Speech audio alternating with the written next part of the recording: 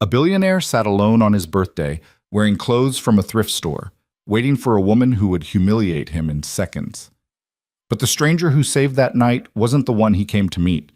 She was the one pouring coffee behind the counter, barely making rent, raising a daughter on hope and burnt toast. What started with a slice of cake and a single candle became something neither of them expected. This is the story of two people who had nothing, everything, and finally, each other.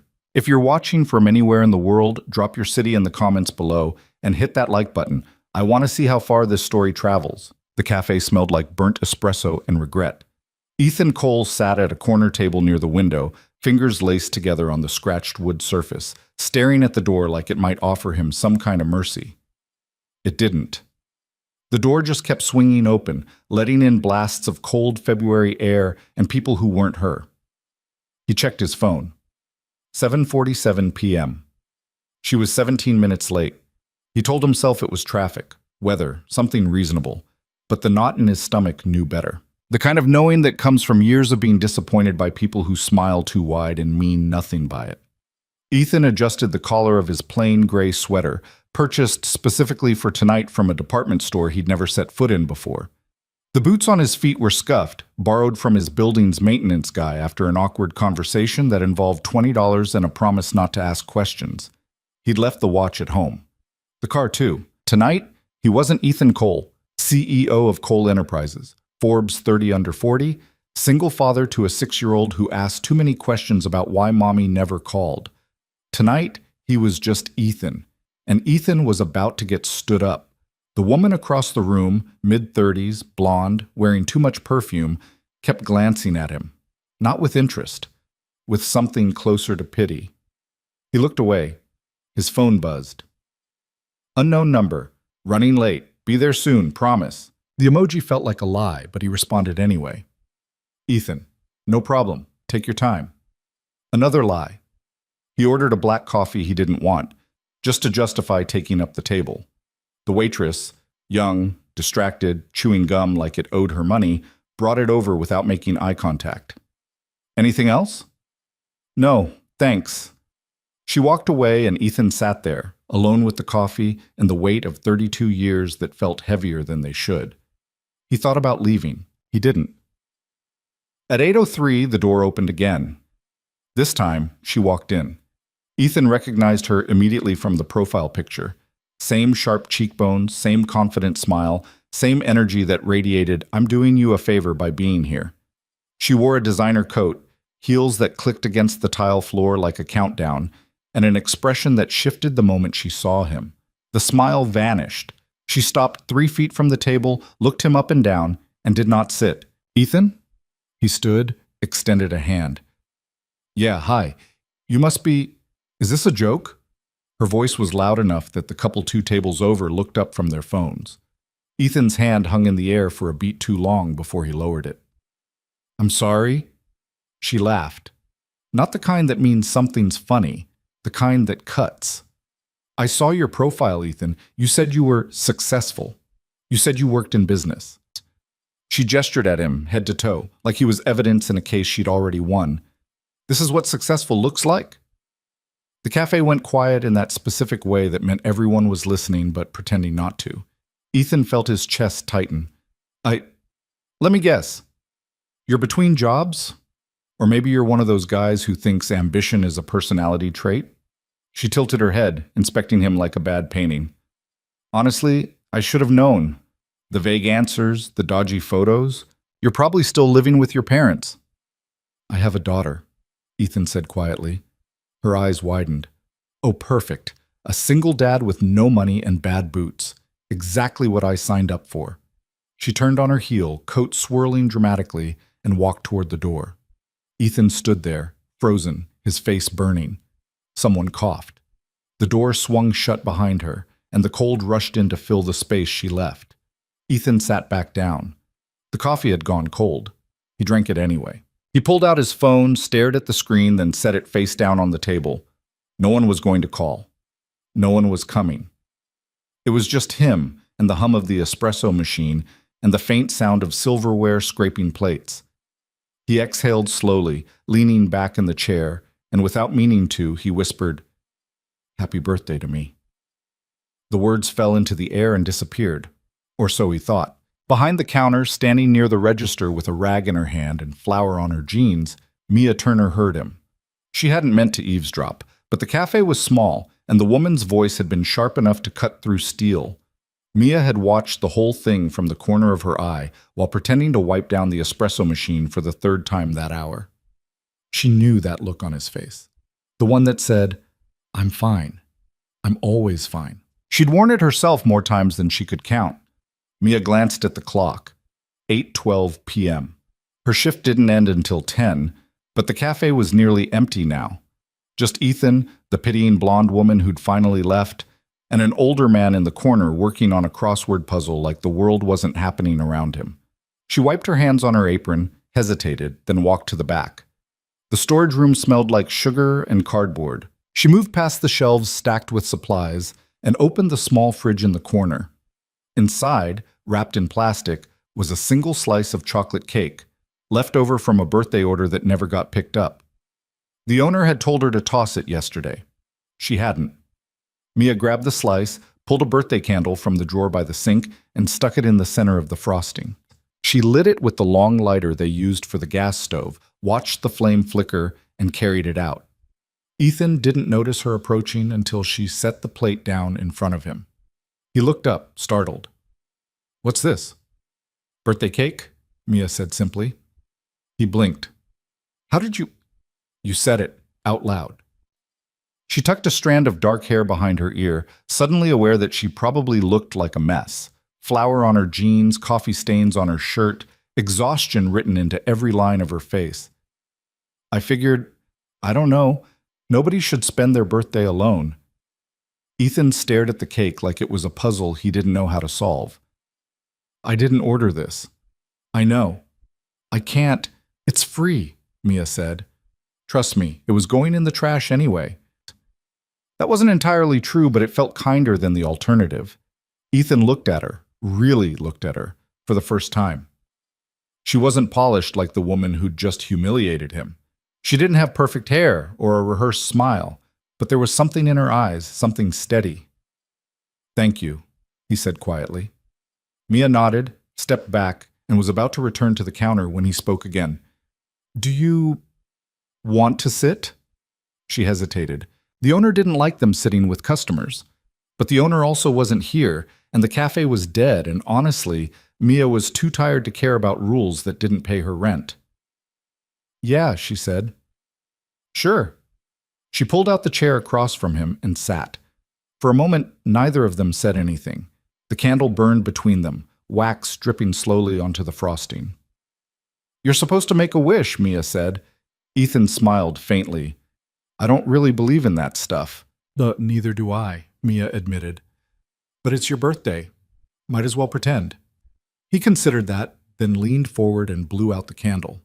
The smoke curled upward, disappearing into the warm air. "What'd you wish for?" Mia asked. "If I tell you, it won't come true." "That's the rule, huh?" "That's the rule." Mia smiled despite herself. "Fair enough." Ethan picked up the fork, cut into the cake, and took a bite. It was dry, definitely a day too old, but he didn't say anything. He just chewed, swallowed, and nodded. "It's good." "You're a terrible liar." He laughed, actually laughed. The sound surprised both of them. "Okay, it's not good," he admitted, "but it's better than sitting here alone." Mia leaned back in her chair, arms crossed loosely. "That woman earlier, she seemed nice." Ethan snorted. "Yeah, real peach." "What happened?" "She didn't like my boots." Mia glanced under the table. "They're not that bad. They're borrowed." "Ah." Silence settled again, but this time it didn't feel heavy. It felt manageable. "Why'd you dress down?" Mia asked after a moment. Ethan looked at her, surprised. "What makes you think I dressed down?" "Because nobody borrows boots for a first date unless they're trying to hide something." He didn't answer right away, just turned the fork over in his hand, studying the cheap metal like it held answers. "I wanted to see if someone could like me for me," he said finally. "Not the stuff, not the job, just me." Mia nodded slowly. "And?" Turns out the answer's no. Or, Mia said, turns out she was an asshole. Ethan looked up, startled, and then he laughed again, harder this time, the kind of laugh that shakes your shoulders and makes your eyes water. Yeah, he said, wiping his eyes. Yeah, maybe that's it. Mia smiled. They sat there for a while longer, trading small pieces of conversation that didn't mean much but somehow meant everything. Mia told him about her daughter, Rosie, age 5, obsessed with crayons, and convinced that clouds were made of marshmallows. Ethan told her about his daughter, too, Lily, 6, who asked questions like, why is the sky blue, and wouldn't accept because it is as an answer. He didn't mention the nannies or the private school or the penthouse apartment with floor-to-ceiling windows overlooking the city. He didn't mention the board meetings or the stock options or the fact that his net worth had more zeros than most people would see in a lifetime. He just talked about Lily, and for the first time in months, maybe years, he felt like himself. Do you do this a lot? Ethan asked eventually. Do what? Bring cake to sad strangers. Mia shook her head. First time, actually. Why me? She thought about that. I don't know. You looked like you needed it. I did, Ethan said softly. Thank you. Mia stood, brushing crumbs off her apron. I should get back to work before my boss materializes out of thin air and fires me. Does that happen often? You'd be surprised. Ethan stood too, pulling out his wallet. Don't, Mia said quickly. It's on me. You just said it was free. It is. But if you leave money, I have to ring it up, and then it's a whole thing. Ethan smiled, tucked the wallet away. All right. But next time, I'm paying. Next time? He paused, realizing what he'd said. I mean, if I come back? Do you want to come back? Yeah, Ethan said, surprised by how much he meant it. I think I do. Mia smiled, a real one this time, not the customer service version she wore like armor. Then I'll save you a table. Ethan left the cafe at 8:47 p.m., stepping out into the cold with his hands in his pockets and his chest feeling lighter than it had in years. He didn't know her last name. He didn't know if she was single or what her favorite color was or whether she liked dogs or cats or neither. But he knew that for 17 minutes, sitting across from a woman who brought him terrible cake and asked nothing of him, he'd felt seen. And that was enough. Behind him, through the window, Mia watched him walk away. She told herself it didn't matter. He was just another customer, another lonely person on another cold night. She'd probably never see him again, but as she turned back to the counter, she found herself hoping she was wrong. 3 days later, Ethan came back. He didn't plan to. He told himself he was just in the neighborhood, which was absurd, because his office was 12 miles away and he had no reason to be anywhere near this part of town. But there he was, standing outside the cafe at 6:30 p.m., staring at the door like it might judge him. It didn't. He went inside. The place was busier this time. A few tables occupied, the espresso machine hissing, the smell of fresh bread mixing with coffee. Mia was behind the counter, hair tied back, taking an order from a woman in a business suit who kept changing her mind about milk alternatives. She didn't see him at first. Ethan sat at the same table by the window, hands folded, waiting.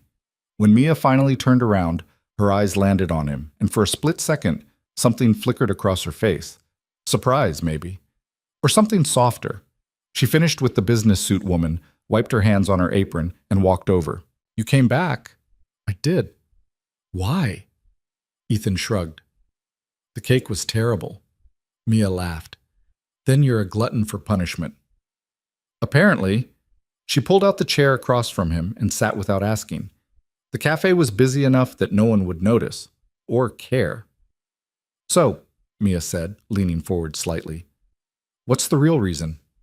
Ethan hesitated. The truth felt too big to say out loud. Because I haven't stopped thinking about you. Because that night was the first time in years I didn't feel like I was performing. Because I don't know your last name and it's driving me crazy. Instead, he said, I wanted to see if you were real. Mia raised an eyebrow. As opposed to what? A very convincing hallucination? Something like that. She smiled, and Ethan felt something in his chest shift. They talked for 20 minutes before Mia had to get back to work. And then Ethan stayed for another hour, nursing a coffee and pretending to read emails on his phone while really just watching her move through the cafe, refilling mugs, clearing tables, laughing at something the cook said through the kitchen window. When he finally left, he didn't say goodbye. He just caught her eye across the room, and she nodded. He'd be back. They both knew it. Boom. The pattern continued. Every few days, Ethan would show up. Sometimes in the evening, sometimes late afternoon. Never at the same time. Never for very long. Just enough to sit, talk, exist in her orbit for a while. Mia started saving him pastries that didn't sell. A croissant here, a muffin there. She never made a big deal out of it, just set them down on his table with a quick "don't let these go to waste" before walking away. Ethan never asked why. He just ate them, left cash in the tip jar when she wasn't looking, and came back. They learned things about each other in fragments. Mia grew up in foster care, bounced between homes until she aged out at 18, worked 3 jobs to put herself through community college, then dropped out when she got pregnant. Rosie's father left before the ink dried on the birth certificate. Ethan told her about losing his parents in a car accident when he was 19, about building his company from nothing because he didn't know what else to do with the grief, about Lily's mother, his ex-wife, who decided motherhood wasn't for her and signed away custody without a fight. He still didn't tell her about the money, and Mia didn't ask. She figured everyone had secrets. Hers were just harder to hide. It happened on a Saturday. Ethan wasn't supposed to be there. He told himself he'd stay home, spend the day with Lily, maybe take her to the park. But Lily was at a birthday party until 4, and the apartment felt too quiet. And before he knew it, he was pulling up outside the cafe in his car. Not the usual black sedan with the driver, but the old Jeep he kept in the garage and never drove. He walked in, expecting to see Mia behind the counter. She wasn't there. The girl working the register, young, nose ring, bored expression, glanced up. "Help you?" Is Mia working today?" The girl shrugged. "She's on break, probably out back." Ethan hesitated, then nodded. "Thanks." He walked through the cafe, past the tables, past the kitchen, and out the back door into the narrow alley behind the building. Mia was sitting on an overturned crate, phone pressed to her ear, face tight with stress. "I know," she was saying. "I know, I'm sorry. I'll have it by the 15th, I promise." A pause. "No, please don't." Her voice cracked. "Please, just give me 2 more weeks." Another pause. Longer this time. "Okay. Yeah. Thank you." She hung up, dropped the phone into her lap, and pressed the heels of her hands against her eyes. Ethan stood frozen in the doorway. He should leave, he knew that. This was private, personal, none of his business. But before he could move, Mia looked up and saw him. Her face went blank. "How long have you been standing there?" I was looking for you." She stood quickly, wiping her eyes with the back of her hand. "I'm fine." "Mia?" "I said I'm fine." Her voice was sharp now, defensive. "I'm on break. I'll be back inside in 5 minutes." Ethan took a step forward. "What's going on?" "Nothing." That didn't sound like nothing. "It's none of your business, Ethan." The words landed harder than she meant them to. She saw it in his face, the way he flinched, just slightly, before his expression smoothed over into something carefully neutral. "You're right," he said quietly. "I'm sorry." He turned to leave. "Wait." Ethan stopped. Mia exhaled, running a hand through her hair. "I'm sorry. I shouldn't have snapped at you." "It's okay." "It's not." She sank back down onto the crate, suddenly exhausted. "My landlord's raising the rent. Again. And I'm already behind, and I don't—" She shook her head. "I don't know how I'm going to make it work." Ethan's chest tightened.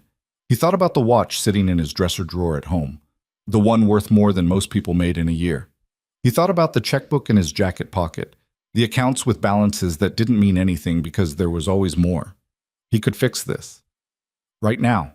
1 sentence, 1 transfer. But he didn't, because he knew that the moment he did, everything would change. She'd look at him differently. She'd pull away. She'd stop seeing him and start seeing the money, the power, the version of Ethan Cole that everyone else saw. So instead, he sat down on the crate next to her. "How much do you need?" Mia laughed bitterly. More than I have. Let me help. You can't. Maybe I can. She looked at him, really looked at him, and for a moment he thought she might say yes. But then she shook her head. I appreciate it, Ethan, I do. But I've been taking care of myself for a long time. I'll figure it out. You don't have to do it alone. Yeah, Mia said softly. I do. They sat there in the alley side by side while the city hummed around them, and Ethan realized with a sinking feeling in his gut that he was falling for someone who would never let him catch her. The rent didn't get easier. Mia picked up extra shifts, doubles on Tuesdays, closing on Fridays, opening on Saturdays, even though it meant waking Rosie up at 5 in the morning and dropping her at a neighbor's apartment that smelled like cat litter and microwaved fish. Mrs. Chen didn't charge much for babysitting, but she also didn't do much beyond keeping Rosie alive and parked in front of a television that only got 3 channels. Mia told herself it was temporary. Everything was always temporary. Ethan kept coming back to the cafe, though less frequently now. Mia noticed the gaps. 4 days, then 6, then almost 2 weeks where she didn't see him at all. She told herself it didn't matter. He was just a customer, a lonely guy who liked stale pastries and bad coffee. But when he finally walked through the door on a Thursday afternoon, something in her chest loosened. He looked different, tired maybe. His hair was messier than usual, and there were shadows under his eyes that hadn't been there before. He sat at his usual table without ordering. Mia brought him coffee anyway. You look like hell, she said, setting the mug down. Thanks. You really know how to make a guy feel special. I'm serious, are you okay? Ethan wrapped his hands around the mug but didn't drink. Lily's been sick. Nothing major, just a cold that won't quit. But she's miserable, and I'm... He trailed off, shaking his head. I don't know, I'm not good at this. At what? Being enough. The words hung there, raw and unguarded. Mia pulled out the chair across from him and sat. The cafe was quiet, mid-afternoon lull, only 2 other customers, both absorbed in their laptops. You're doing better than you think, she said. How would you know? Because you're here, beating yourself up about it. Bad parents don't do that. Ethan looked at her, something unreadable in his expression. Is that what you tell yourself? Every single day? They sat in silence for a moment, the weight of shared exhaustion settling between them like a third person at the table. Rosie asked about you, Mia said finally. Ethan's eyebrows lifted. She doesn't even know me. She remembers the birthday cake, keeps asking when the sad man is coming back. The sad man. Her words, not mine. Ethan laughed quietly. Well, she's not wrong. You're not that sad. I'm sad enough. Mia studied him, the way he held himself, shoulders tight, jaw set like he was bracing for impact. She recognized it because she did the same thing. The world taught you early that if you didn't hold yourself together, no one else would. You should bring Lily sometime, Mia said. Rosie could use a friend her age. Ethan looked surprised. You want me to bring my kid to your workplace? Why not? It's not like this place has standards. He smiled despite himself. I'll think about it. You do that. Mia stood, smoothing her apron. She had tables to clear, dishes to wash, a never-ending list of small tasks that kept her from thinking too hard about the stack of bills on her kitchen counter. But before she could walk away, Ethan spoke. Mia? She turned. Thank you. For what? For not asking questions. She nodded, understanding exactly what he meant. Some things were easier left unsaid. 2 weeks later, Mia's world tilted sideways. It started with a phone call at 7 in the morning, the landlord's voice, clipped and final, informing her that if she didn't have the rent by the end of the week, she'd be out. No extensions, no exceptions. Then Rosie woke up with a fever. Then the cafe's espresso machine broke, and Mia's boss blamed her even though she'd been the one telling him for months that it needed servicing. By noon, she was standing in the storage room, hands pressed flat against the metal shelf, trying to remember how to breathe. She didn't cry. She hadn't cried in years, but she wanted to. The door creaked open behind her. Mia? It was Danielle, the other waitress, early 20s, college student, someone who still believed things would work out if you just tried hard enough. I'm fine, Mia said without turning around. You don't look fine. I said I'm fine. Danielle hesitated, then stepped closer. Look, I don't know what's going on, but if you need to talk, I don't. Okay? Danielle backed toward the door. But there's a guy out front asking for you. Mia's stomach dropped. Who? I don't know. Tall, dark hair, looks like he just stepped out of a catalog for people who have their life together. Ethan. Mia closed her eyes. Of course it was Ethan. Of course he'd show up on the one day she couldn't pretend to have her shit together. Tell him I'm busy. I tried. He's weirdly persistent. Mia exhaled, wiped her hands on her jeans, and walked out of the storage room. Ethan was standing by the counter, hands in his pockets, looking out of place in a way that had nothing to do with his clothes and everything to do with the fact that he always seemed too calm, too steady, like the world couldn't touch him. When he saw her, his expression shifted. What happened? Nothing. You're a terrible liar. I'm working, Ethan. What do you want? He flinched at the sharpness in her voice, but didn't back down. I wanted to see if you were free this weekend. For what? There's a park near my place. I thought maybe Rosie and Lily could meet. You said she could use a friend. Mia stared at him. You're asking me on a play date? I guess. Now. Is that weird? A little. Should I come back later? No. Mia rubbed her temples, feeling the headache building behind her eyes. Sorry, it's been a long day. I can see that. She almost told him, almost let the words spill out, the rent, the eviction notice, the fever, the broken machine, all of it. But she stopped herself because she'd learned a long time ago that people didn't actually want to know. They asked because it was polite, because it made them feel better. But the moment you told the truth, they disappeared. Sunday, she said instead. We can do Sunday. Ethan's face brightened. Yeah? Yeah. But if Lily's still sick, we're rescheduling. She's better, I promise. Good. They stood there for a moment, neither quite sure how to end the conversation. I should get back to work, Mia said finally. Right, yeah. Ethan pulled out his phone. Can I get your number so we can figure out details? Mia hesitated, then rattled off her number. He typed it in, saved it, and slid the phone back into his pocket. I'll text you, he said. Okay? He turned to leave, then stopped. Mia? Yeah? Whatever's going on, it's going to be okay. She didn't believe him, but she appreciated the lie. A 10. Sunday came faster than Mia expected. She woke up early, made Rosie breakfast, scrambled eggs that came out rubbery, and toast that was slightly burnt, and tried to figure out what you were supposed to wear to a casual park hangout with a guy you weren't dating but also weren't not thinking about. She settled on jeans and a sweater that didn't have stains. Progress. Rosie was vibrating with excitement, asking 1,000 questions Mia didn't have answers to. Is the sad man going to be there? His name is Ethan. Is he still sad? I don't know, baby. Does he have a dog? I don't think so. Can we get a dog? Absolutely not. They took the bus across town. Rosie pressed against the window, narrating everything she saw like it was the most fascinating thing in the world. Mia watched her and felt the familiar ache of guilt, the kind that came from knowing your kid deserved better and not being able to give it to her. The park was nicer than Mia expected. Clean, well-maintained, the kind of place where people brought fancy strollers and dogs with pedigrees. Ethan was already there, sitting on a bench near the playground with Lily beside him. The little girl had dark hair like her father, pulled back in a messy ponytail, and she was clutching a book in her lap like it was a life raft. Ethan stood when he saw them, waving. Mia waved back, suddenly aware of how out of place she felt. Hi, Ethan said as they approached. Hi.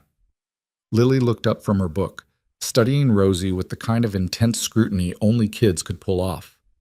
I'm Rosie, Rosie announced. I'm 5 3/4. I'm Lily. I'm 6.5. Do you like crayons? Lily considered this very seriously. Sometimes. Do you want to play? Okay.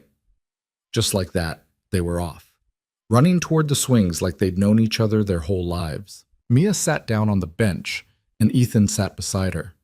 That was easy, he said. Kids are like that. They don't overcomplicate things. Unlike us.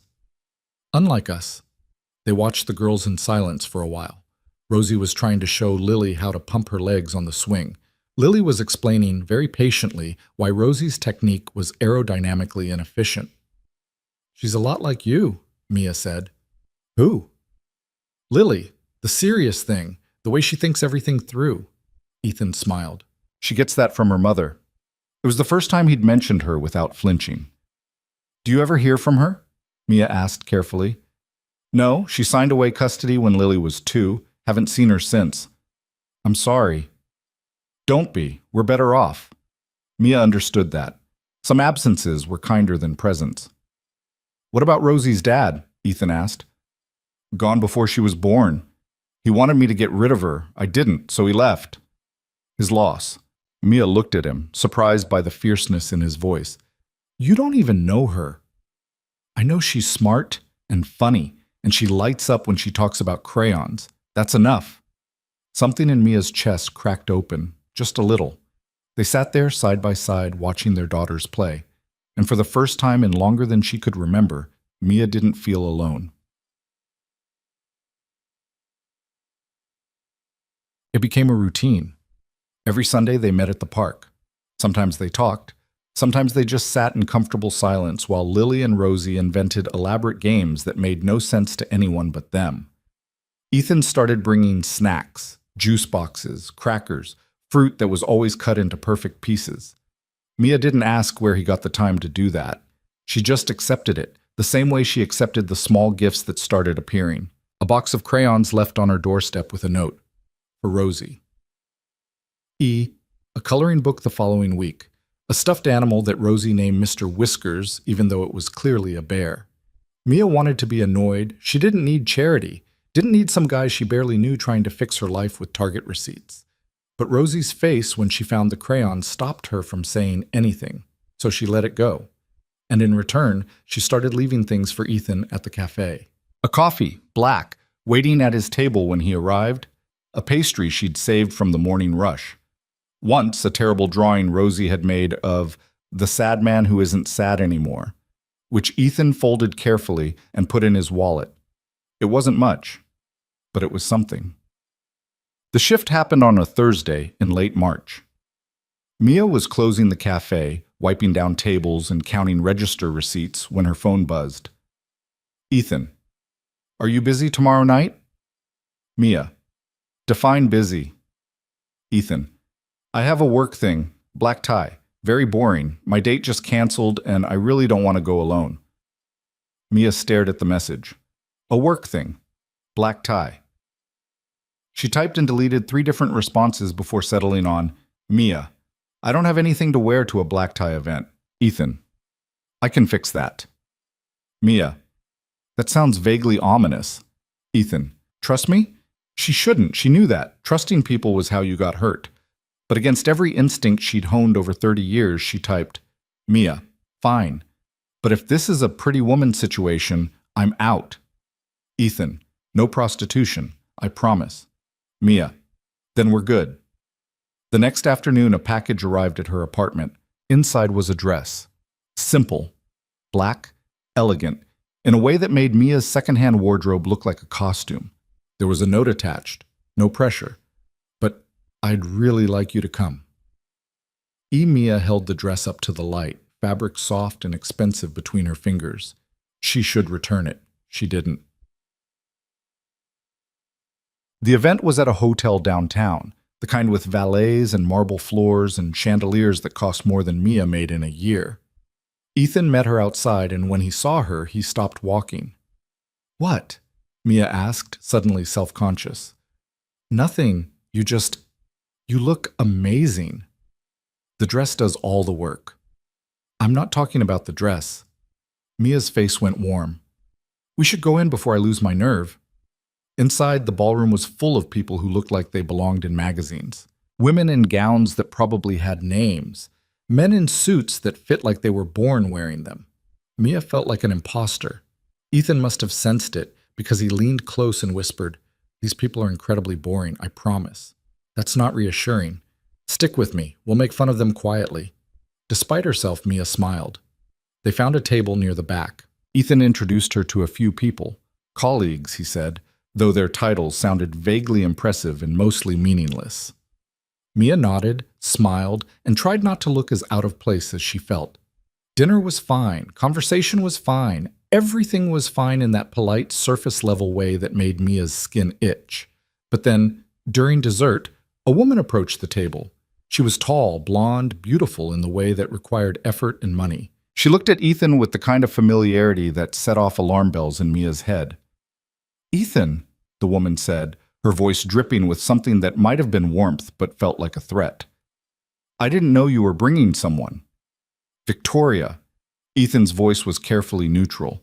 "This is Mia." Victoria's eyes slid over Mia, cataloging and dismissing in one smooth motion. "Charmed," she said, though nothing about her tone suggested she meant it. "How do you two know each other?" "We're friends," Mia said before Ethan could answer. "Friends." Victoria repeated the word like it was a punchline. "How sweet."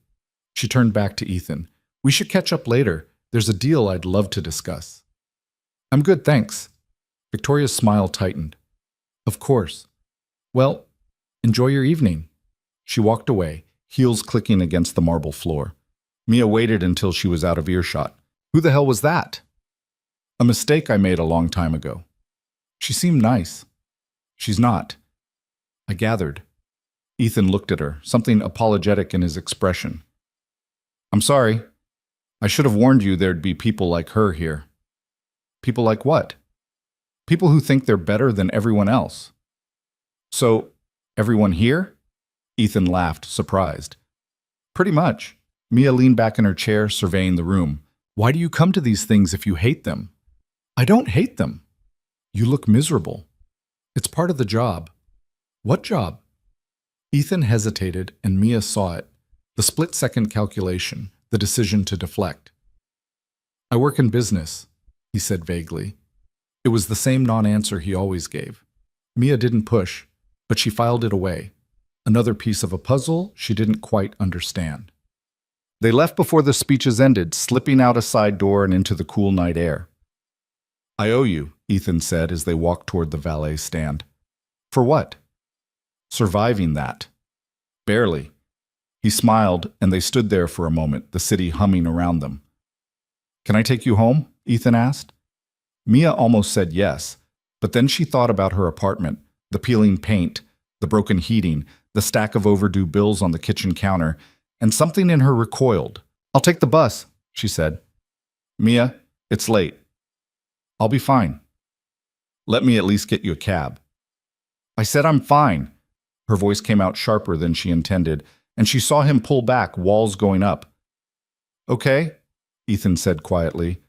"I'll see you Sunday?" "Yeah, Sunday." He nodded, and then he was gone, disappearing into the night in a car that probably cost more than Mia would make in 5 years. She stood there alone, wrapped in a borrowed dress, and wondered why doing the right thing always felt so much like losing. Sunday came, but Ethan didn't.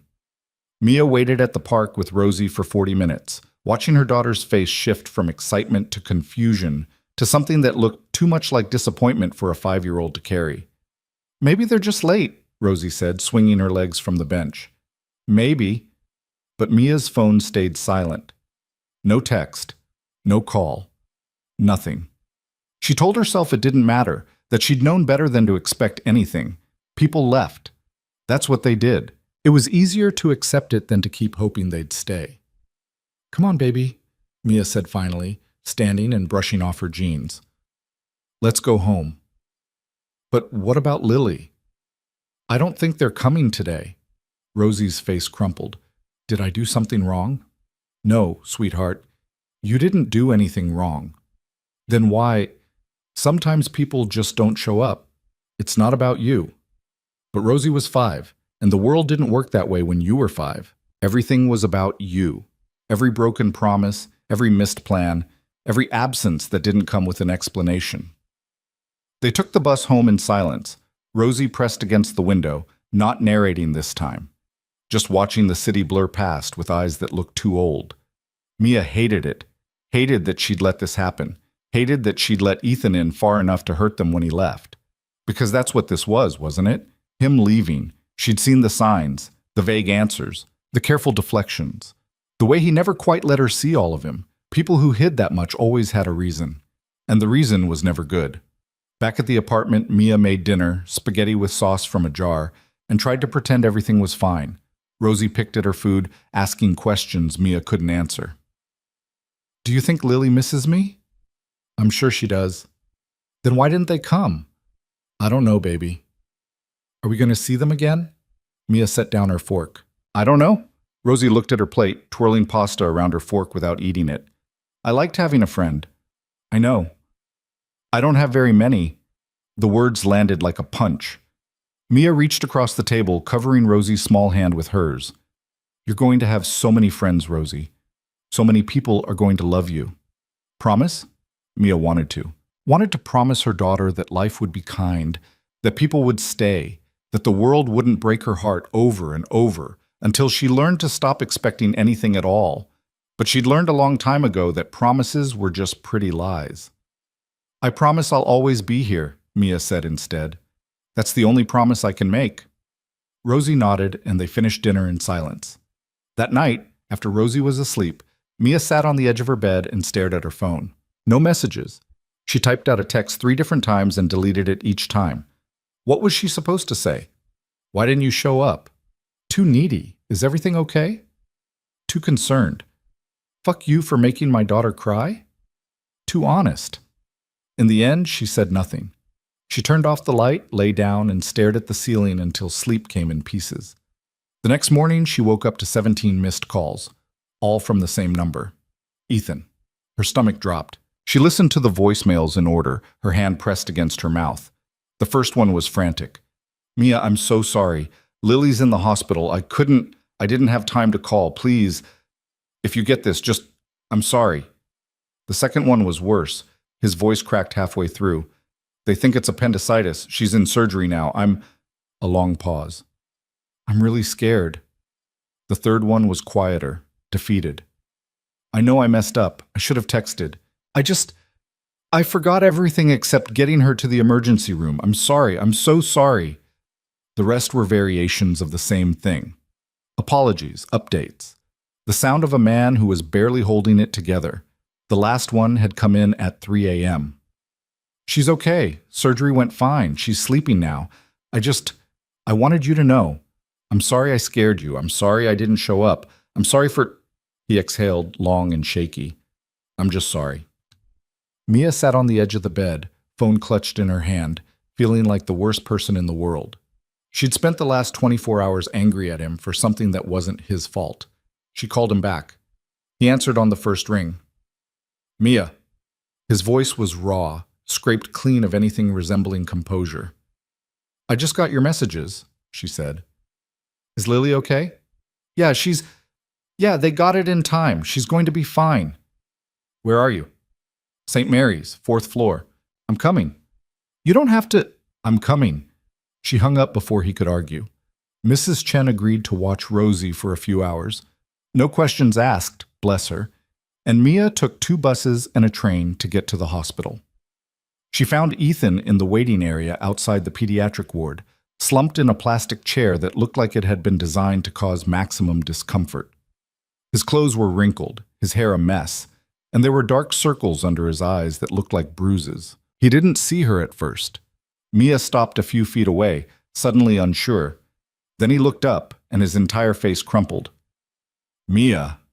She crossed the distance between them and did something she'd never done before. She pulled him into a hug. He went rigid for half a second, like he'd forgotten what comfort felt like. And then he wrapped his arms around her and held on like she was the only thing keeping him upright. "I'm sorry," he whispered into her shoulder. "I'm so sorry." "Stop apologizing. I should have called. You were busy keeping your daughter alive. I think you get a pass." He laughed, a broken, desperate sound, and pulled back, wiping his eyes with the heel of his hand. "She was so scared," he said. "She kept asking for me, and I couldn't do anything except hold her hand and tell her it was going to be okay." "It is okay. She's okay." "I know, He shook his head. "I hate feeling helpless." Mia sat down in the chair next to him. "Welcome to parenting." That got a real laugh out of him, small and tired but real. They sat there for a while, not talking, just existing in the fluorescent-lit limbo of hospital waiting rooms. Eventually, a nurse came out and told Ethan he could see Lily. "Do you want to come?" he asked Mia. "Are you sure?" "Yeah." They walked down the hallway together, past rooms filled with the soft beeping of machines and the murmur of worried voices. Lily was in a bed by the window, small and pale against the white sheets. She was awake, staring at the ceiling with the kind of glazed expression that came from painkillers and exhaustion.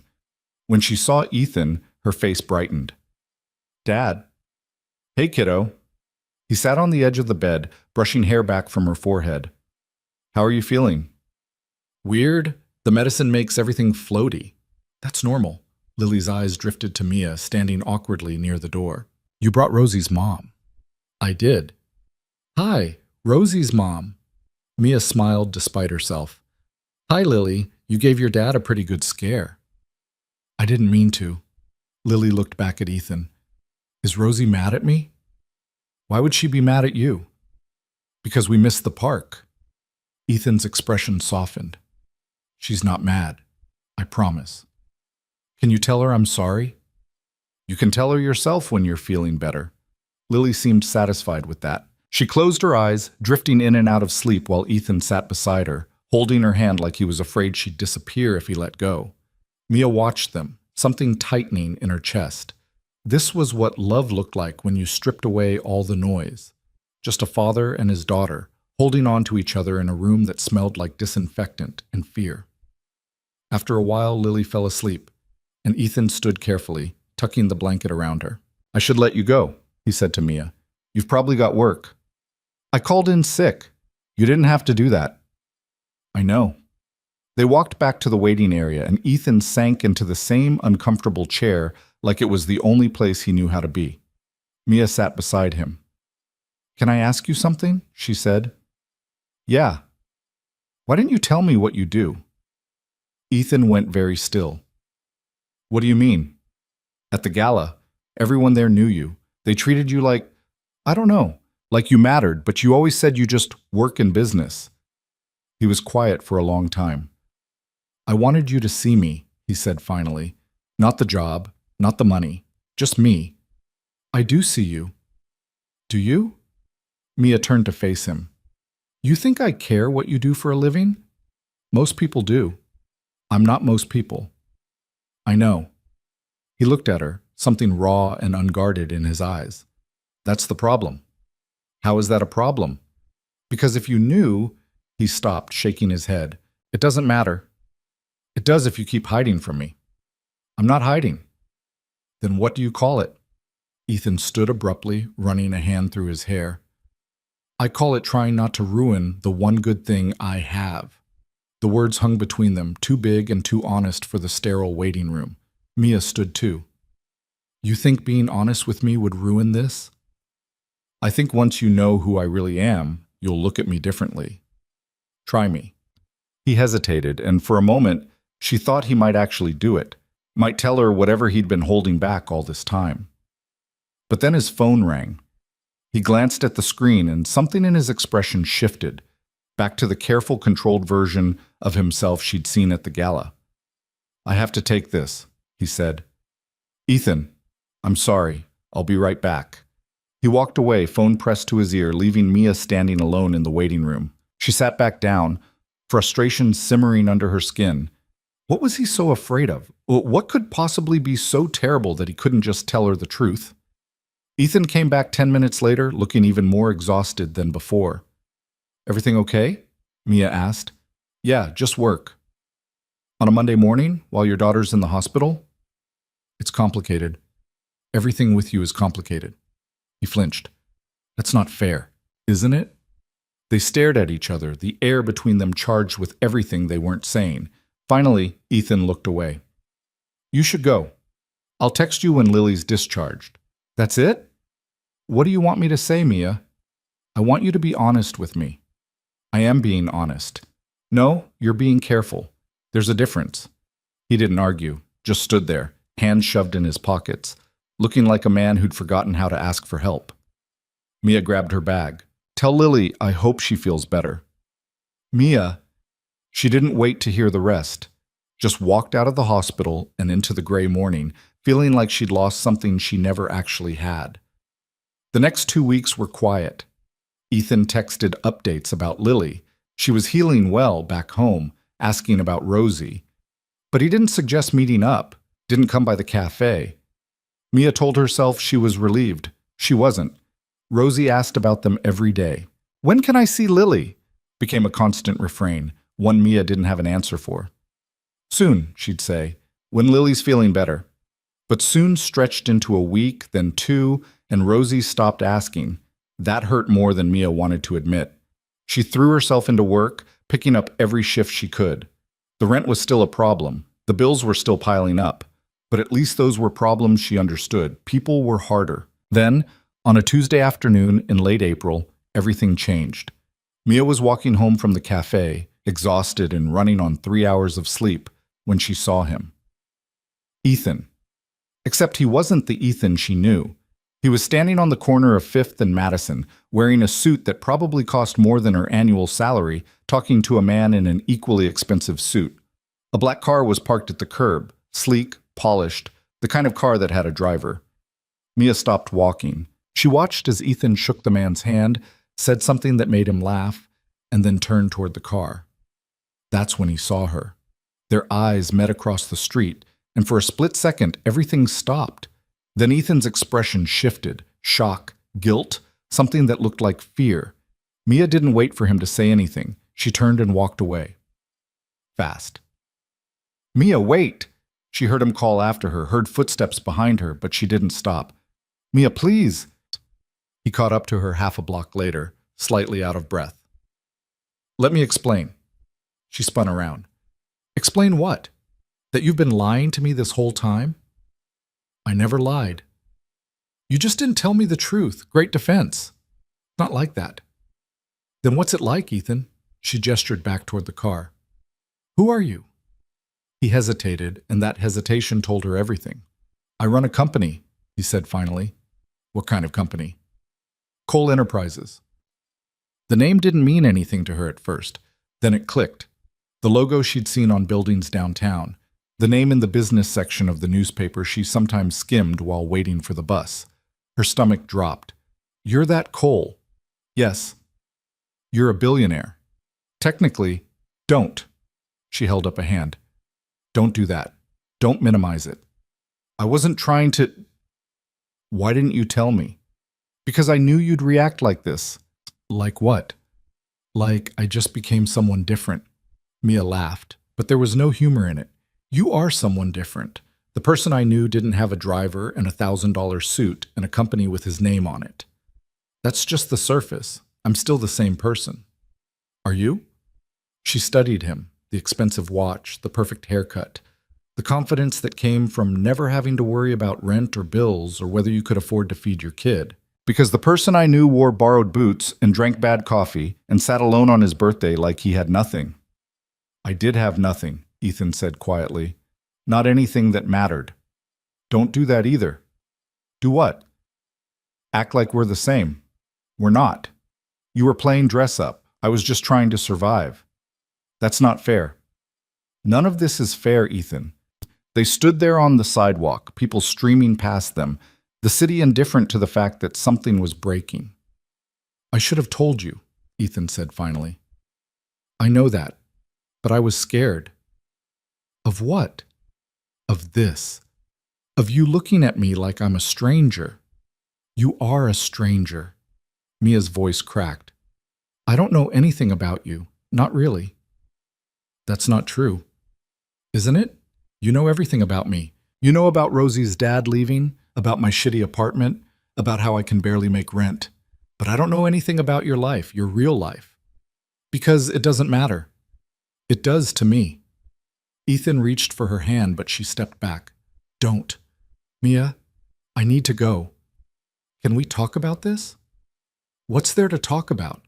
You're a billionaire who pretended to be normal. I'm an idiot who believed you." "You're not an idiot. Then what am I?" He didn't answer. Mia nodded, swallowing past the lump in her throat. "That's what I thought." She turned and walked away, and this time he didn't follow.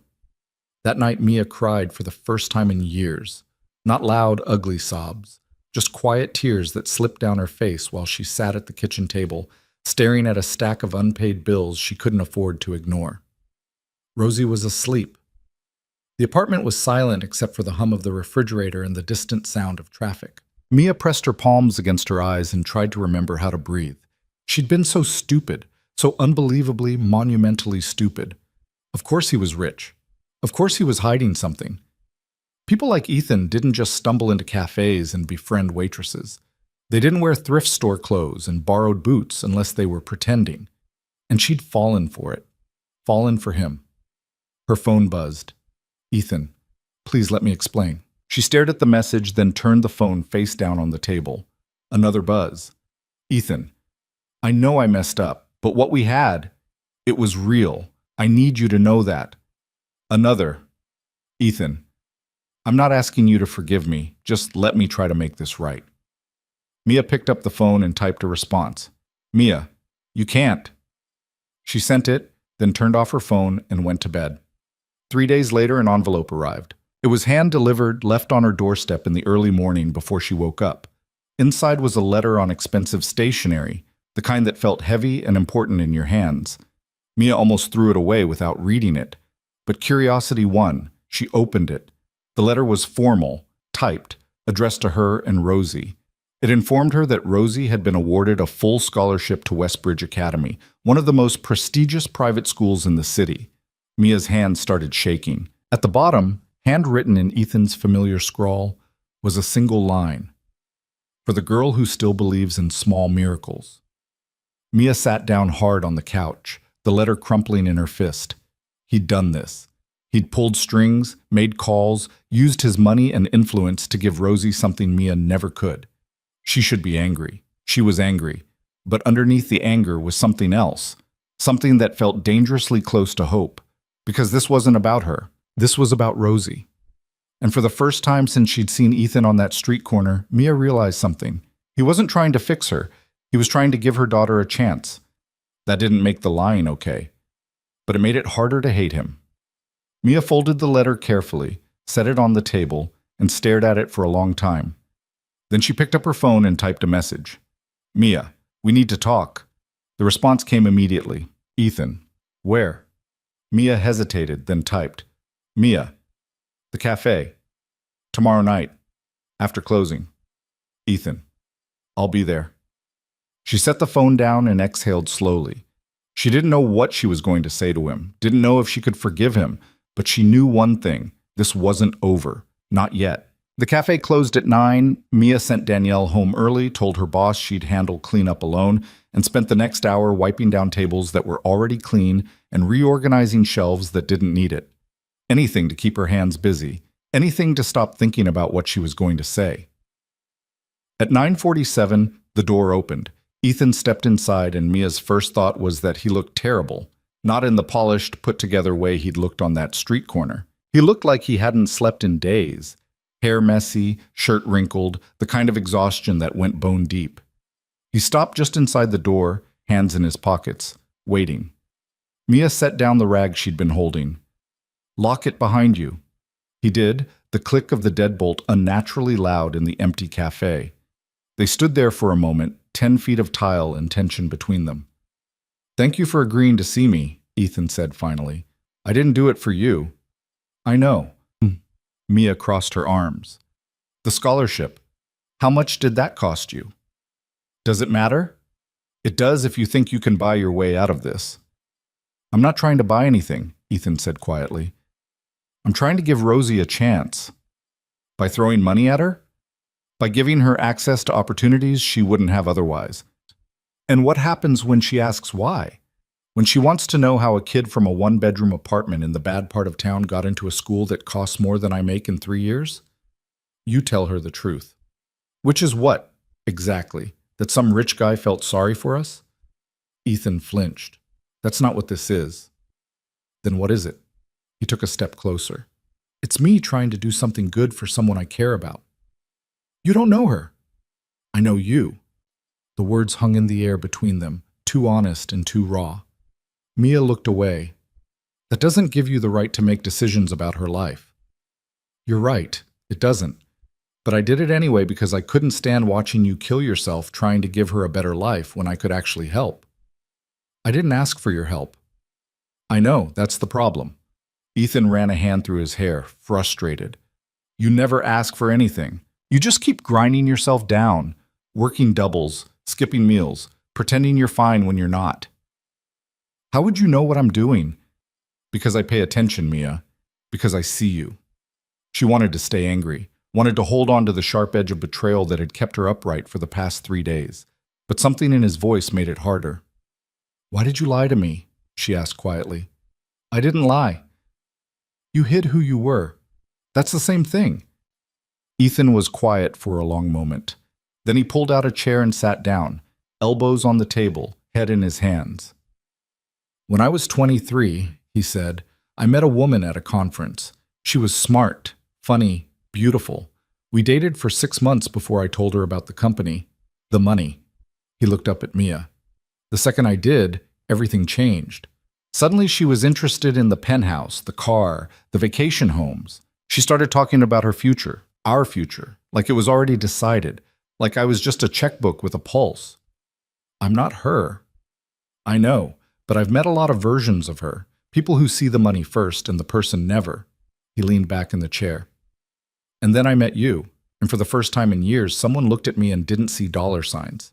You saw a sad guy in bad boots who needed cake on his birthday, and He stopped, shaking his head. I didn't want to lose that. Mia sat down across from him. So you just decided to keep lying? I kept trying to find the right time to tell you, but every time I got close, I'd remember how you looked at me in this cafe. Like I was just Ethan, not Ethan Cole, CEO, not Ethan Cole, billionaire, just Ethan. His voice dropped. And I was terrified that if you knew, you'd stop looking at me like that. You didn't give me a chance to prove you wrong. I know. You made that decision for me. I know. Mia pressed her palms flat against the table. Do you have any idea how that feels? To find out the person you've been... She stopped, the word catching in her throat. The person you've been spending time with has been playing a part this whole time? I wasn't playing a part. You were wearing borrowed boots, Ethan. Because I wanted to see if someone could like me without all the other stuff. And did it work? Mia asked, her voice harder than she meant it to be. Did you get what you wanted? Ethan looked at her, something breaking in his expression. I got more than I wanted.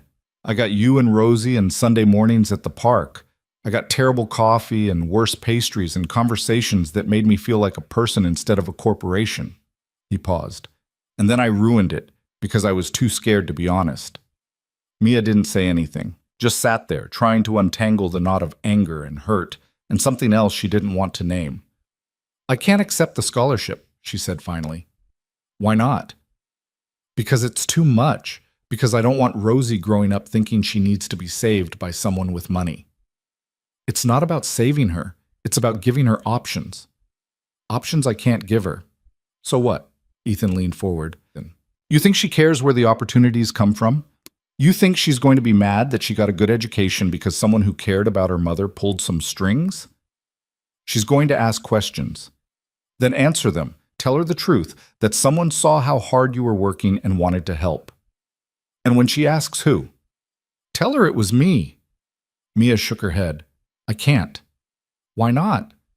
Because accepting that scholarship means accepting you back into our lives. And I don't know if I can do that. The words landed between them like stones. Ethan sat back, his face carefully blank. Okay? Okay? If you don't want me in your life, I'll stay out of it. But the scholarship stands. That's not about me. It's about Rosie. I just said I can't accept it. And I'm telling you that you don't have a choice. It's already done. The paperwork's filed. She's enrolled for the fall semester. He stood, pushing the chair back. You can hate me all you want, Mia, but don't punish your daughter because I screwed up. That's not fair. None of this is fair. He walked toward the door, then stopped with his hand on the lock. For what it's worth, I'm sorry. For lying, for hiding, for all of it. You deserved better. He unlocked the door and stepped out into the night. Mia sat alone in the empty cafe, staring at the table where they'd first sat together and tried to figure out when everything had gotten so complicated. The next morning, Mia told Rosie about the scholarship. She tried to keep it simple, just the facts, no emotion, but Rosie saw through her immediately. "Are you mad?" Rosie asked, sitting cross-legged on the couch with Mr. Whiskers clutched to her chest. "No, baby, I'm not mad." "You look mad." "I'm just tired." Rosie considered this. "Is it because of Ethan?" Mia's chest tightened. "Why would you think that?" "Because we stopped seeing him and Lily, and you've been sad." "I'm not sad." "You're sad the same way you were sad when Daddy left." The observation hit harder than it should have. Mia sat down next to her daughter, pulling her close. "I'm okay, Rosie. I promise." "Do you miss him?" "Yes. It's complicated." "Do you think he misses us?" "I don't know." Rosie was quiet for a moment, then looked up at Mia with those two wise eyes. "I think he does. I think he misses us a lot." "What makes you say that?" "Because he gave me a school. And you don't give people schools unless you really, really like them." Mia almost laughed. Almost. Instead, she kissed the top of Rosie's head and held her daughter close, wondering how a 5-year-old had figured out something she was still trying to deny. The week passed slowly. Mia went to work, came home, tried to pretend everything was normal. But the scholarship letter sat on the kitchen counter like an accusation, and every time she looked at it, she thought about Ethan, about the way he'd looked at her in the cafe, like he was barely holding himself together, about the things he'd said that she'd been too angry to really hear. On Saturday morning, she went to the park. Not their park. A different one, smaller, closer to the apartment. She sat on a bench while Rosie played, watching her daughter climb the jungle gym with the kind of fearless confidence only kids had. "Is this seat taken?" Mia looked up.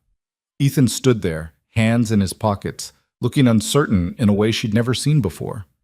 "How did you know I'd be here?" she asked. "I didn't. I've been trying different parks all week." He gestured to the bench.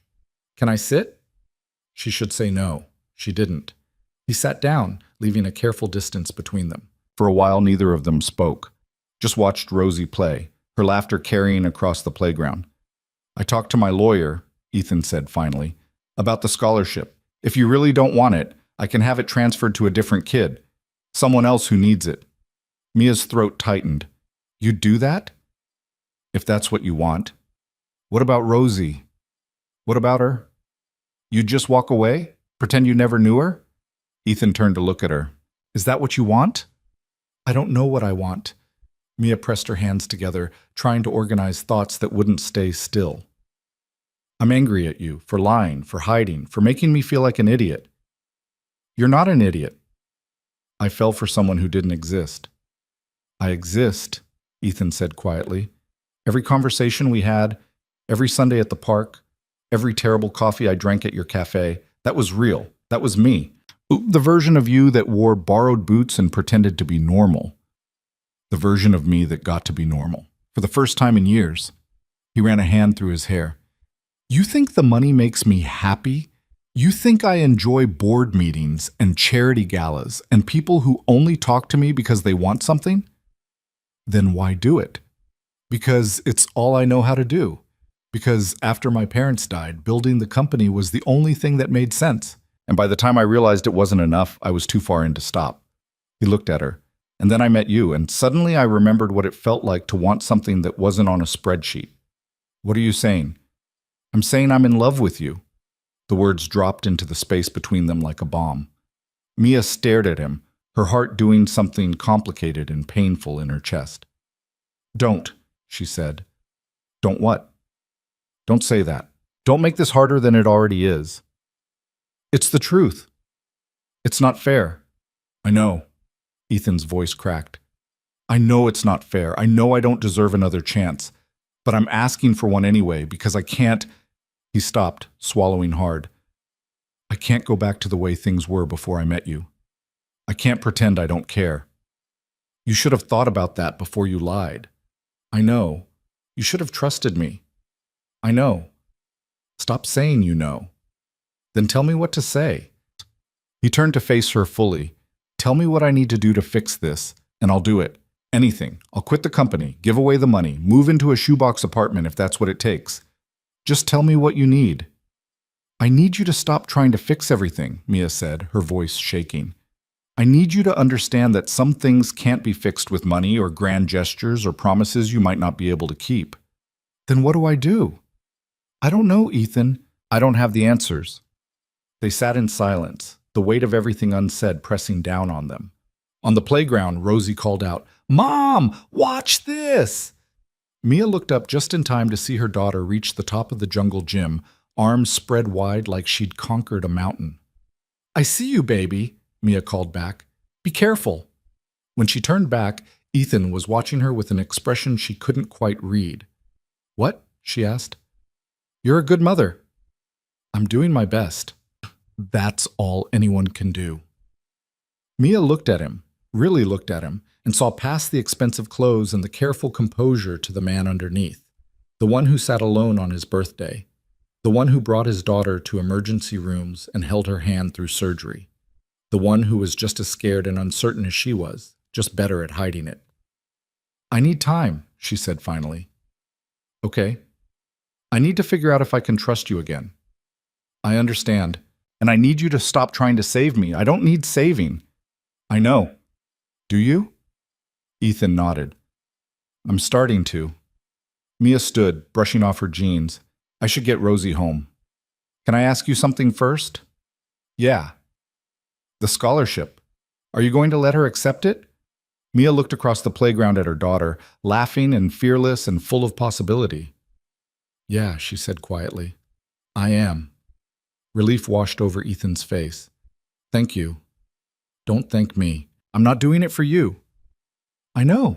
Mia called Rosie over and they walked back toward the bus stop together. Ethan stayed on the bench, watching them go. Just before they turned the corner, Rosie broke free from Mia's hand and ran back. "Ethan!" He looked up, startled. Rosie threw her arms around him in a hug that nearly knocked him off the bench. "I missed you," she said simply. Ethan's arms came around her slowly, carefully, like he was afraid she might break. "I missed you too, kiddo. Are you and Mom fighting?" "A little bit." "Are you going to stop?" "I hope so." Rosie pulled back, studying him with serious eyes. "You should say sorry. That's what I do when I make Mommy sad." "I did say sorry." "Then say it again. Sometimes you have to say it a lot before people believe you." Ethan smiled despite himself. "You're pretty smart. You know that?" "I know," Rosie grinned. "Tell Lily I said hi." "I will." She ran back to Mia, who was standing at the edge of the park with an expression Ethan couldn't quite read. Then they were gone, swallowed up by the city. Ethan sat on the bench for a long time after they left, Rosie's words echoing in his head. Sometimes you have to say it a lot before people believe you. He pulled out his phone and opened a new message. "Ethan, I'm sorry. I know I've said it before, but I'll keep saying it until you believe me." He sent it, then stood and walked back to his car. The response came 20 minutes later while he was sitting in traffic. "Mia, I'm trying to believe you. It wasn't forgiveness, but it was something." Over the next 2 weeks, Ethan proved he meant it. He didn't show up at the cafe unannounced, didn't send gifts or make grand gestures. He just texted Mia every morning, simple messages that didn't ask for anything. "Ethan, hope you have a good shift today." "Ethan, Lily asked if Rosie likes dinosaurs. Apparently it's very important." "Ethan, saw a terrible cake at the grocery store and thought of you." Mia didn't always respond, but she read every message. And slowly, against her better judgment, the anger started to fade. It wasn't forgiveness. Not yet. But it was the beginning of something that might eventually get there. 3 weeks after their conversation at the park, Mia texted him. "Mia, Rosie wants to know if Lily can come over for a play date." The response was immediate. "Ethan, when?" "Mia, Saturday afternoon?" "Ethan, we'll be there." Saturday came, and Ethan showed up at Mia's apartment building at exactly 2 o'clock, Lily in tow. Mia buzzed them up, her stomach doing nervous flips. This was the first time he'd see where she lived. The peeling paint, the water stain on the ceiling, the kitchen that barely fit 2 people. All the things she'd been trying to hide. She almost called it off. But then there was a knock at the door, and it was too late. She opened it. Ethan stood in the hallway, Lily beside him holding a shoebox with holes punched in the lid. "Hi," he said. "Hi." They stared at each other for a beat too long. Lily broke the silence. "I brought Herman." "Who's Herman?" Mia asked. Lily opened the shoebox to reveal a small hermit crab. "My new pet. Dad says he's very low maintenance." "That's one way to put it," Ethan muttered. Rosie appeared at Mia's side, eyes wide. "You have a crab? Want to hold him?" "Yes!" The girls disappeared into Rosie's room, leaving Mia and Ethan alone in the doorway. "Come in," Mia said finally. Ethan stepped inside and Mia watched him take in the apartment. The cramped space, the mismatched furniture, the kitchen table covered in bills she hadn't had time to sort. He didn't say anything, just looked around with an expression she couldn't read. "It's not much," Mia said, defensive. "It's home." Something in the way he said it made her throat tight. She cleared some space on the couch and they sat down. For a while they listened to the girls laughing in the next room, the sound of childhood joy filling the small apartment. "Thank you for letting us come," Ethan said quietly. "Rosie's been asking for weeks." "What about you?" Mia looked at him. "What about me?" "Do you want me here?" She thought about lying, thought about keeping the walls up, protecting herself the way she always had. But she was tired of pretending. "Yeah," she said. "I do." Ethan's expression shifted. Relief, hope, something fragile and uncertain. "I'm still angry at you," Mia added. "I know. And I don't know if I can fully trust you again." "I know. But I want to try." Ethan reached across the couch, hand hovering near hers. "Can I?" Mia looked at his hand, then at his face, and made a decision. She took his hand. His fingers closed around hers, warm and steady, and for the first time in weeks, something in Mia's chest unclenched. They sat there on the worn couch in her tiny apartment, hands linked, listening to their daughter's laugh, and it felt like the beginning of something neither of them had words for yet. Later, after Lily and Ethan had gone home and Rosie was asleep, Mia sat at the kitchen table with a blank piece of paper and a pen. She stared at it for a long time, trying to figure out what she wanted to say. Finally, she wrote, "Kindness doesn't need a name." The next morning, she brought the paper to the cafe and pinned it to the community board by the register. It stayed there for 3 days before Ethan saw it. He came in on a Tuesday evening, ordered his usual terrible coffee, and sat at his usual table. When Mia brought the mug over, he was smiling. "I saw your note," he said. "Yeah? Does that mean what I think it means?" "Depends on what you think it means." "That you're willing to give me another chance." Mia sat down across from him. "I'm willing to try.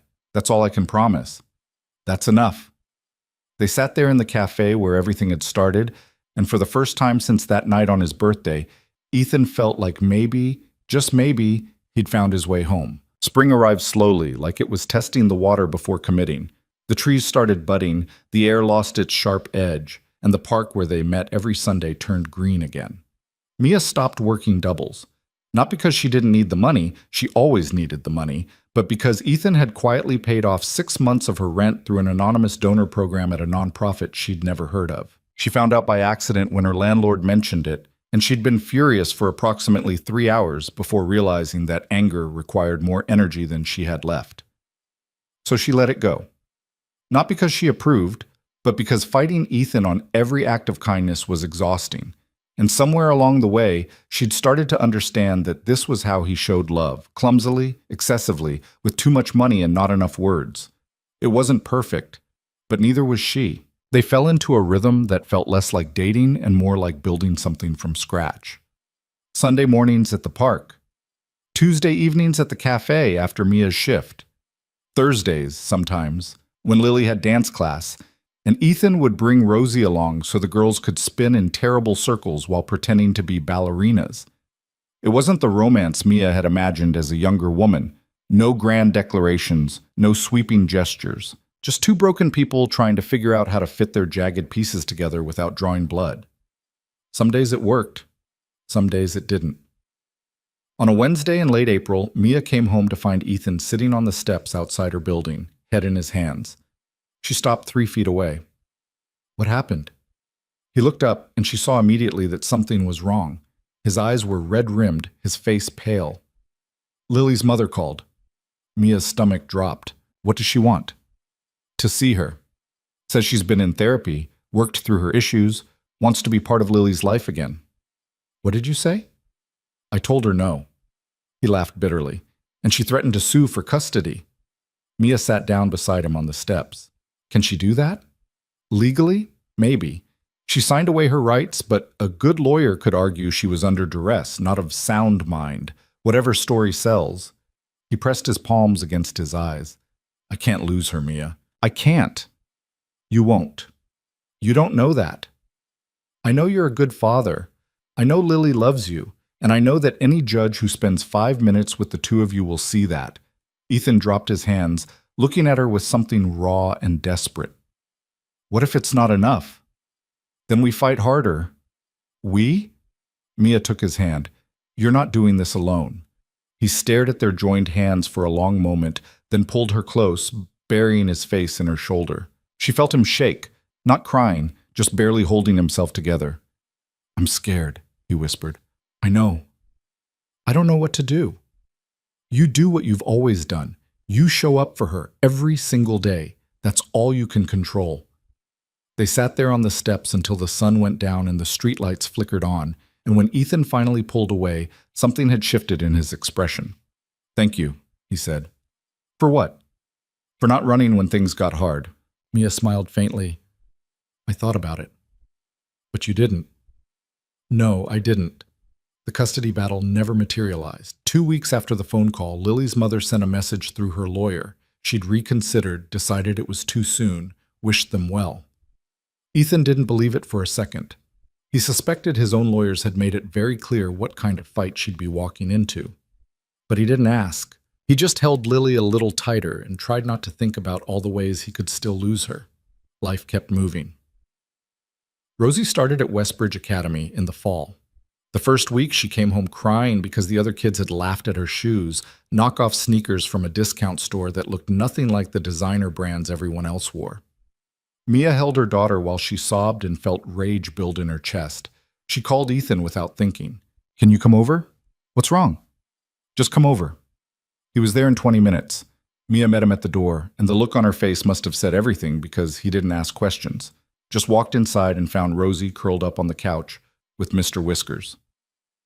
Hey, kiddo, he said softly, sitting beside her. Rough day? Rosie nodded, not looking at him. Want to talk about it? She shook her head. Ethan glanced at Mia, who was standing in the kitchen with her arms crossed, jaw tight. The kids made fun of her shoes, Mia said flatly. Ethan's expression darkened. Which kids?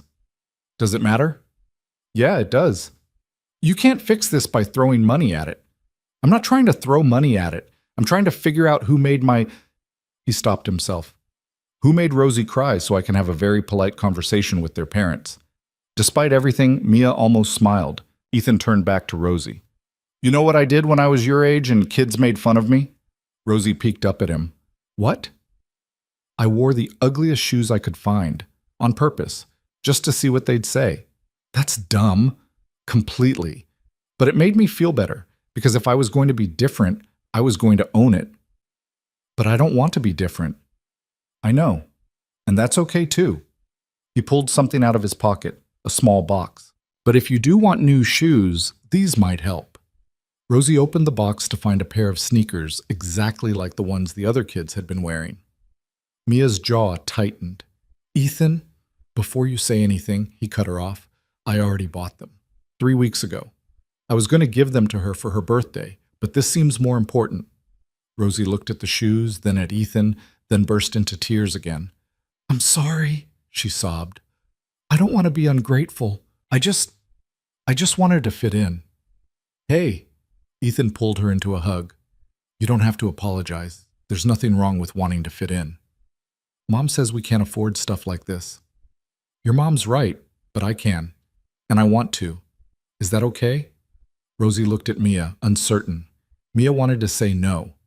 Wanted to tell Ethan that buying her daughter's happiness wasn't the answer. But she looked at Rosie's tear-stained face and realized something. This wasn't about pride. This was about a little girl who just wanted to feel normal. It's okay, baby, Mia said quietly. You can accept them. Rosie's face lit up. She threw her arms around Ethan, then scrambled off the couch to try on the shoes. When she disappeared into her room, Ethan stood and walked over to Mia. I'm sorry, he said. I should have asked first. Yeah, you should have. Are you mad? Mia sighed. I don't know. Ask me tomorrow. He smiled faintly. Fair enough. That night, after Rosie was asleep and Ethan had gone home, Mia sat at the kitchen table and cried.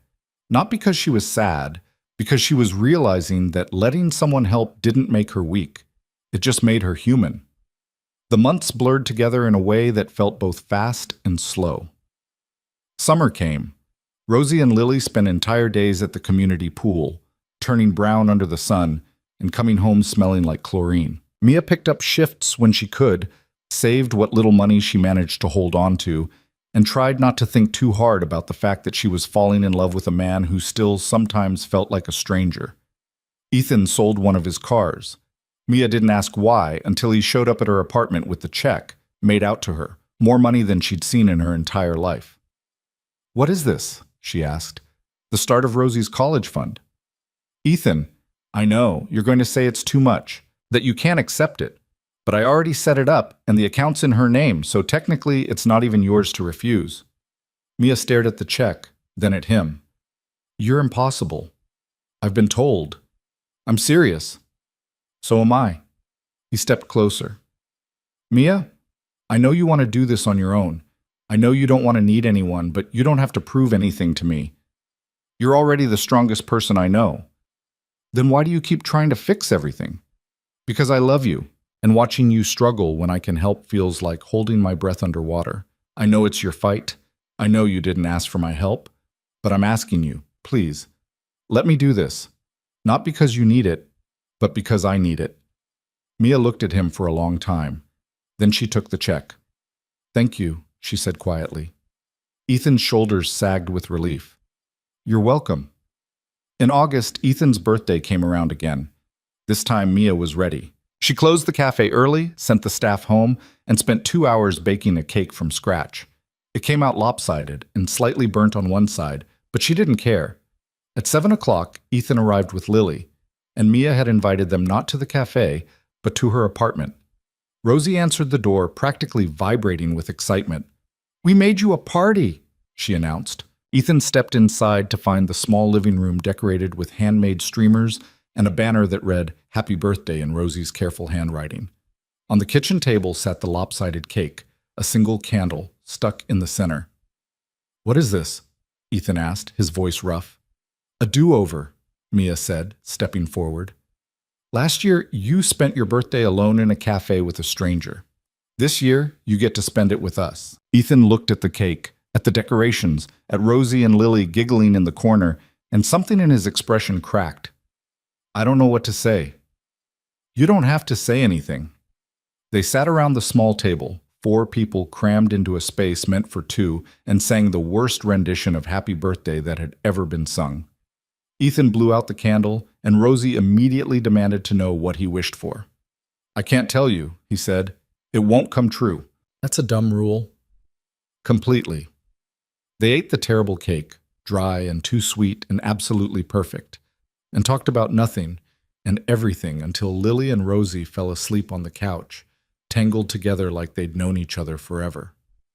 Mia and Ethan sat at the table, the apartment quiet except for the sound of 2 little girls breathing. Thank you, Ethan said finally. For what? For this. For them. For not giving up on me when you should have. Who says I should have? Most people would have. I'm not most people. I know. He reached across the table, taking her hand. Mia, Wait. She stood, walked to the counter, and came back with a small box. I have something for you. Ethan opened it. Inside was a simple silver ring. Nothing flashy, nothing expensive, just a plain band with a single word engraved on the inside.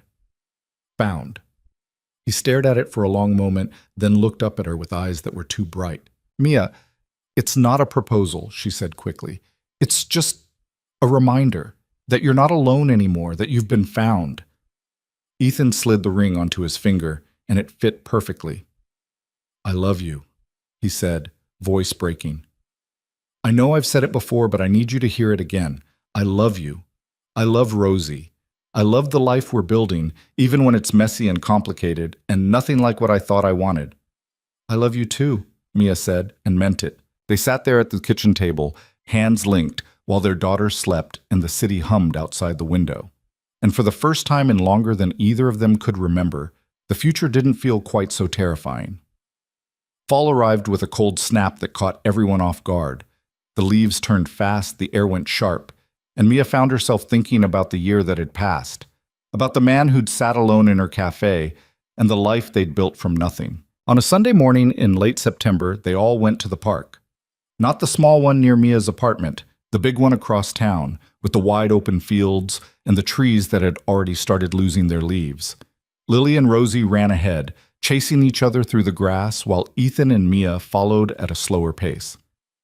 Rosie made something for you, Mia said, pulling a folded piece of paper from her pocket. Ethan unfolded it to find a drawing, stick figures of 4 people holding hands under a smiling sun.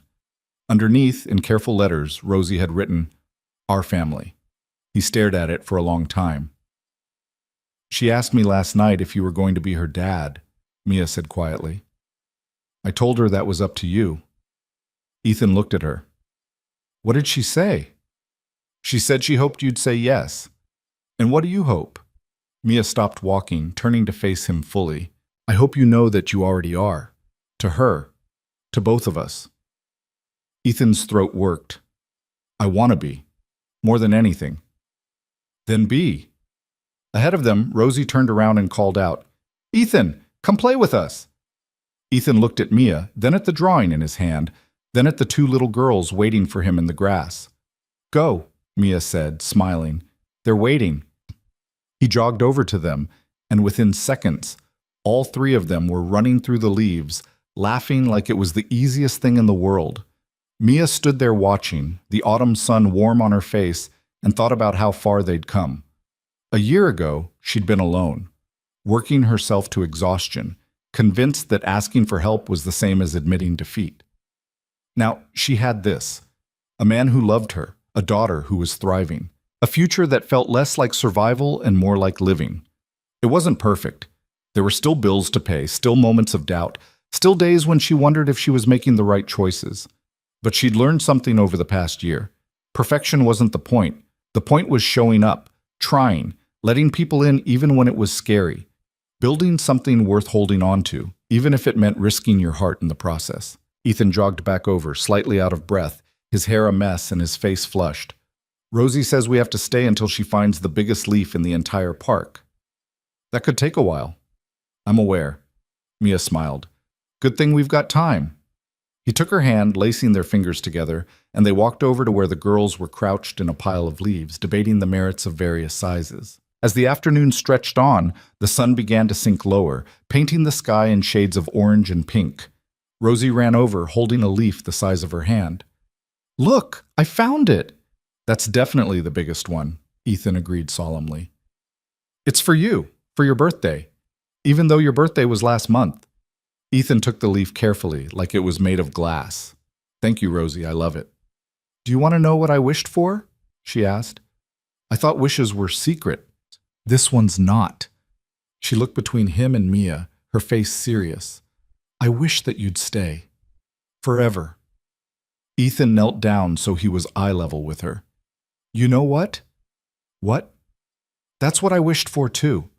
Rosie threw her arms around his neck, nearly knocking him over.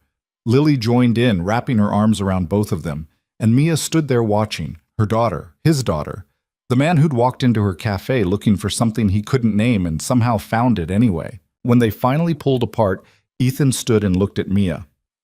I want to ask you something, he said. Okay. He reached into his pocket, pulled out a small box, and Mia's heart stopped. Ethan, wait. Before you say anything, I need you to know that this isn't because I think you need me. It's because I need you. Because the last year has been the best year of my life, and I don't want to go back to the way things were before I knew you. He opened the box to reveal a simple ring, nothing extravagant, nothing showy, just a band that matched the one she'd given him. Mia Turner, will you marry me? Mia looked at the ring, then at him, then at Rosie and Lily watching with wide eyes. She thought about all the reasons she should say no, the complications, the differences, the fact that a year ago she didn't even know his real name. But then she thought about the way he looked at her like she was the only person in the room, the way he showed up every single time, even when it was hard, the way he loved her daughter like she was his own. And she realized something. Love wasn't about finding someone perfect. It was about finding someone willing to stay when things got messy. Yes, she said. Yes, I'll marry you. Ethan's face broke into the kind of smile she'd never seen before, wide and unguarded and absolutely real. He slid the ring onto her finger and it fit perfectly. Rosie and Lily erupted into cheers, jumping up and down and hugging each other like they'd won the lottery. Ethan pulled Mia close, and she let herself sink into him, breathing in the moment. I love you, he whispered. I love you too. They stood there in the middle of the park, surrounded by falling leaves and laughter, and it felt like the beginning of something neither of them had known they were looking for. Not a fairy tale, just a life, messy and imperfect and absolutely worth fighting for. Winter came early that year. The wedding was small, just family, which turned out to be exactly 4 people and a hermit crab named Herman. They got married in the same park where they'd spent so many Sundays under a sky that threatened snow but held off just long enough. Rosie was the flower girl. Lily was the ring bearer. They both took their jobs very seriously and only argued twice about who got to stand closer to Mia. Ethan wore a suit, but not the expensive kind, just something simple that made him look like himself. Mia wore a dress she'd found at a consignment shop, white, simple, nothing fancy. When the officiant asked if they had vows, Ethan pulled out a piece of paper. I wasn't going to write anything, he said, voice shaking slightly. But then I realized I've spent most of my life not saying the things that mattered, so here goes. He cleared his throat. Mia, a year ago, I walked into a cafe on the worst birthday of my life, and you gave me cake. You didn't know me. You didn't owe me anything. But you saw someone who needed kindness, and you gave it without asking for anything in return. You've been giving ever since, your time, your patience, your love. And I know I don't deserve it. I know I've made mistakes. But I promise to spend the rest of my life trying to be worthy of the gift you've given me, not just your love, but the chance to be part of your family, to be Rosie's dad, to be the person you come home to. I promise to show up, to be honest, to love you even when it's hard, especially when it's hard, because you've taught me that love isn't about being perfect, it's about being present, and I promise I will always be present for you. By the time he finished, Mia was crying. The officiant looked at her. Do you have vows? Mia wiped her eyes, laughing. I didn't write anything down because I knew I'd forget it the second I saw him. She looked at Ethan. But I'll try. Ethan, you walked into my life when I'd convinced myself I didn't need anyone, and you proved me wrong in the most annoying way possible. You were persistent and stubborn and way too generous for your own good. And somewhere along the way, I stopped being annoyed and started being grateful. Because you didn't just see me, you saw Rosie. You saw the life we were building, and you didn't try to fix it. You just tried to be part of it. And that's all I've ever wanted. Not someone to save me, just someone to stay. So I promise to let you stay, to let you in, even when it's scary, to build a life with you that's messy and imperfect and ours. I promise to love you, not because you're perfect, but because you're real, and that's more than enough. The officiant smiled. By the power vested in me, I now pronounce you husband and wife. You may kiss. Ethan cupped Mia's face in his hands and kissed her like they were the only 2 people in the world. Rosie and Lily cheered, and somewhere in the distance, the first snow of the season began to fall. The reception was at the cafe. Mia's boss had offered to close for the day, and they'd pushed the tables together to make room for the 6 people who came. Danielle, Mrs. Chen, Ethan's assistant who'd become a friend, and a lawyer who cried through the entire ceremony. They ate cake, this time made by a professional, and danced to music playing from someone's phone, and laughed until their sides hurt. As the evening wore on, Ethan pulled Mia aside. I have something for you, he said. You already gave me a ring. This is different. He handed her an envelope. Inside was a deed to the cafe. Mia stared at it. What is this? I bought it, the building, the business, all of it. Ethan, before you get mad, let me explain. The owner was selling. You mentioned once that you wished you could buy it, turn it into something more. So now you can. It's yours. Do whatever you want with it. Keep it the same. Change everything. I don't care. It's your decision. Mia looked at the deed, then at him, then back at the deed. You bought me a cafe. Technically, I bought us a cafe. That's insane. Probably. She started laughing. Not because it was funny, because it was so perfectly, absurdly Ethan that she couldn't do anything else. You're impossible, she said. You've mentioned that before. I'm going to keep mentioning it. I'm counting on it. She kissed him, and he kissed her back, and somewhere in the background, Rosie announced very loudly that grown-ups were gross. The night ended late. Rosie and Lily fell asleep in a booth, curled up together like puppies. Mia and Ethan sat at the table by the window, the same one where they'd first met, and watched the snow fall outside. Do you ever think about that night? Mia asked. Every day? What do you think about? How close I came to not coming here. How easy it would have been to just go home, spend my birthday alone, convince myself it didn't matter. He looked at her. And how different my life would be if I had. Mine too. They sat in comfortable silence, the cafe dark except for the string lights Danielle had hung for the reception. Can I tell you something? Ethan said. Always. When I made that wish the night we met, I didn't actually think it would come true. What did you wish for? He smiled. To not feel alone anymore. Mia's throat tightened.